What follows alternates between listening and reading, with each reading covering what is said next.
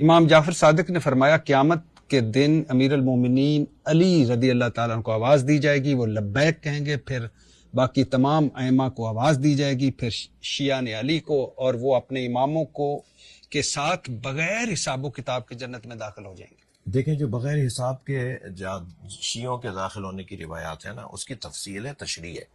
وہ شیعہ جو وہ 110 صفات پہ دنیا میں عمل کر چکے ہیں، اب کیا حساب دینا ہے انہیں؟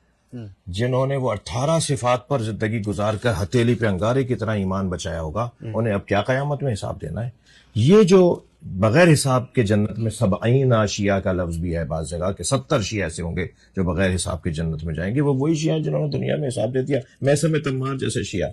مقداد رضوان اللہ تعالیٰ علیہ جیسے شیعہ، حضرت مالک اشتر جیسے شیعہ، جنہوں نے حضرت سلمان فارسی رضی اللہ تعالیٰ عنہ جیسے شیعہ، جنہوں نے اپنی زندگی کے اندر پہلے ہی بہت حساب دے دیا، اللہ ان کو انعام دے گا کہ انہیں جنت دے۔ لیکن اب آگے آئیے، ابو عمرو بن محمد بن عمر بن عبدالعزیز کشی کی کتاب اختیار معرفت الرجال المعروف وہی رجال کشی میں ہے کہ امام جعفر صادق کے پاس کسی شرابی آدمی کا ذکر کیا گیا جس نے حضرت علی کی محبت میں اشعار لکھے تھے، تو امام جعفر نے فرمایا اگرچہ وہ شرابی تھا مگر علی رضی اللہ تعالیٰ سے محبت کرتا تھا، اور محب علی اگر شرابی بھی ہو تو اللہ اسے معاف کر دے گا۔ جب گردنیں کاٹی جا رہی ہوں، جب الٹا لٹکایا جا رہا ہو، جب ان کے خون سے گارا بنا کے عمارتیں بنائی جا رہی ہوں، جب علی نام رکھنے پر اتنے کوڑے مارے جاتے ہوں، درباروں سے نکال دیا جاتا ہو، بیت المال سے مال بند کر دیا جاتا ہو، حسن حسین نام لکھنا ممنوع قرار دے دیا گیا ہو، جب علی کا نام لینا ہزاروں نمازوں سے افضل، جب علی کا نام لینا سینکڑوں روزوں سے افضل، کیونکہ ایسے نماز روزے کہ جو تمہیں دین کی تظاہر تو دکھاتے ہوں، تمہارا اسلام تو دکھاتے ہو، مگر تمہارے اندر منافقت کو پالتے ہو، تمہارے اندر شیطنت کو پالتے ہو، تم ظاہری طور پہ تو مسلمان نظر آ رہے ہو، اندر تم کافروں سے بھی بدتر ہو۔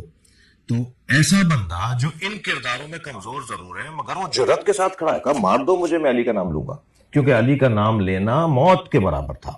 یہ وہ اس دور کی احادیث ہیں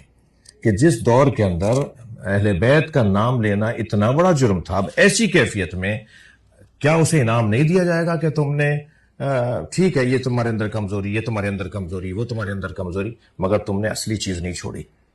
مجھے آپ بتائیے کہ کیا کتنی مدت تک لوگ شراب پیتے رہے اسلام کے آغاز میں، وہ مسلمان نہیں تھے؟ لیکن بعد میں قرآن نے جب ممنوع کر دیا۔ نہیں، میں یہ ہرگز نہیں کہہ رہا شراب پینا جائز ہے، جب بعد میں اللہ نے منع فرما دی، حرام ہے۔ حرام بھی ایسا کہ اگر ایک قطرہ بھی وہاں پر گرا ہوا ہو، ایک قطرہ رکھا ہوا بھی ہو تو اس ٹیبل پہ نہیں، میری مراد میں کہہ رہا ہوں کہ اس سے پتہ لوگ کیا لیں گے کہ شرابی ہو، جو بھی ہو، محب علی ہو، وہ بخشا جائے گا۔ وہ اسے سمجھانا پڑے گا، ایسا ہرگز نہیں ہے، کیونکہ جو اپنے پسند کا دین لیتا ہے نا وہ تو یہ بات کرے گا، لیکن اسے بتایا جائے گا آپ اپنی پسند کا دین نہیں لیں گے کہ جہاں میرے مفاد میں ہو تو وہ میں ٹھیک ہے، اور جہاں میرے مفاد میں نہیں ہو تو غلط ہے، ایسا نہیں۔ احادیث ائمہ اہل بیت کی کہ جو شخص ہماری محبت پر تکیہ کرتے ہوئے نماز اور روزہ اور عبادات کو ترک کر دیتا ہے، اسے ہماری محبت کام نہیں آئے گی، اور جس نے نماز روزہ اور عبادات پہ تکیہ کرتے ہوئے ہماری محبت کو ترک کر دیا ہوگا، اسے نماز روزہ کام نہیں آئے گی۔ تو یہ حدیث بھی ہمارے پاس، مگر کیونکہ آپ خاص اس حدیث کی طرف، اس